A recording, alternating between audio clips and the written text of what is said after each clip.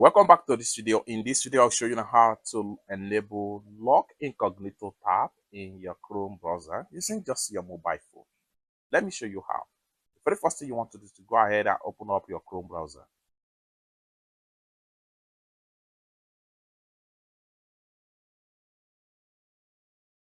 Next thing you need to do is to click on these three dots from the top corner right here. Go ahead and click on Settings.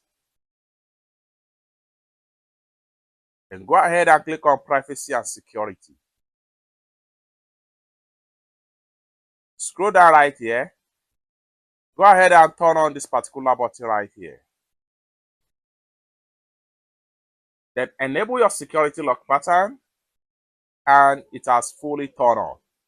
It's that simple.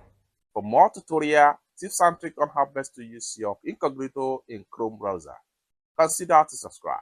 Thank you so much for watching, and I hope to see you in my next video. Bye for now.